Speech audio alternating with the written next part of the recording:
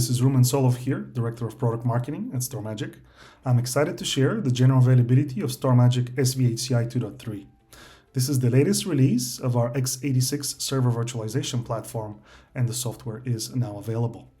The new version delivers a key general-purpose core capability. That is the OVA package and OVA file import and export. SvHCI 2.3 now supports the import of both OVF files and OVA packages in SvHCI hosts. The software allows users to export a VM in OVF format, either using the current state of the VM when it's powered off, or using an existing VM snapshot. The main value for users is the enhanced mobility and portability of VMs, both across SvHCI clusters and between SvHCI and other server virtualization platforms. It solves a very practical problem. How do I, as a user, move a virtual machine that I've created in one server virtualization platform over to another? This significantly lowers barriers to switching away from VMware and moving over to StorMagic SvHCI. It facilitates the distribution of pre-configured VM templates, so-called golden image deployments. This is especially beneficial for environments with large number of sites, such as distributed enterprises. Users can also export a VM so it can be stored off cluster as a redundant copy to the original, either on a network file share or a cloud object storage, so that it can be restored later via an import workflow if required. And now let me show you the software. Here we have a deployment of a 2-node highly available cluster of 2 SvHCI hosts and a witness. We are running SvHCI 2.3 based on the final GA build. The software is installed on 2 Snook Extreme Edge 3000 series servers, each one with an AMD Ryzen CPU, 48 GB of RAM, and 1 TB of storage capacity. From the main menu, we navigate to the virtual machine view, where we can see the inventory of virtual machines deployed and managed on this 2-node cluster. Let's look at Application Server, VM1. By selecting the VM, we can drill down into the VM information view for more details. In this case, we have a single socket VM with 2 vCPUs, 4 GB of RAM, and 2 virtual disks on 1 storage controller. The VM also has 3 snapshots associated with it. The Export to OVF template action is located on the left-hand side contextual menu for each VM. From this view, we can now export the VM. Since the VM is powered on, we can proceed to export from one of the existing snapshots. We are allowed to retain the original MAC address settings for this VM if required. Once a VM export task is started, the software generates each single file separately.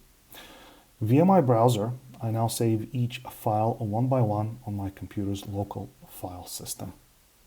Here we can see the OVF file being generated and saved. And here we can see also the manifest file being generated and downloaded to my local computer. Registered at the bottom of the screen is an export task. We can see that the OVF resources have been exported and the task is now complete. Reviewing the file folder on my computer, we can confirm that all of the files are now downloaded successfully. Now let's export from the current state of the virtual machine. In order to do so, we must first power it down. Once the virtual machine is powered off, we can navigate back to the Export OVF template. From there, we can see that the current state option is actually now available to us. Let's assume we want to create a golden image template from this VM. In this case, we rename the file accordingly. We also exclude the retention of MAC address and proceed with the export task. Again, the system will generate each single file separately, and I save those locally to my computer's file system.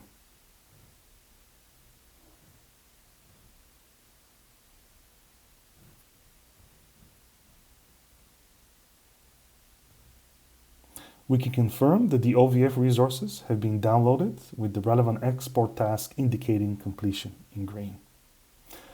And here's our exported VM in OVF format that we can use as a template for golden image deployments across a distributed edge environment.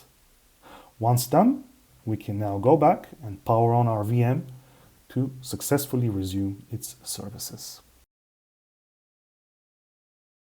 Okay, now let's see how easy it is to import a VM in SvHCI. From the virtual machine inventory view on the left-hand side contextual menu, we can initiate the import OVF OVA wizard. The first part of the workflow is about source selection. Users can upload an OVA or OVF from their computer or upload an OVA from a net resource by providing the respective URL. In our case, we select from my computer file system like so. Once complete, the SvHCI product UI will highlight the selected files. In the next screen of the wizard, we can define the name of our VM. Let's name it Application Server VM2. In the virtual machine settings, users can choose to protect the VM once it is created, or retain the MAC address and or the VM UUID should those parameters be available in the OVF file. In the following section, users can define the virtual disk and network mappings for the newly imported virtual machine. And the final step of the wizard provides a detailed overview of the VM that is about to be imported. In this particular screen, we can see the entire configuration of virtual hardware, all relevant networking, storage controller, and virtual disk settings, and also if there are any CD-ROM devices attached. Once confirmed by the user, an import task will be started by the software, and we can track the progress in the table below.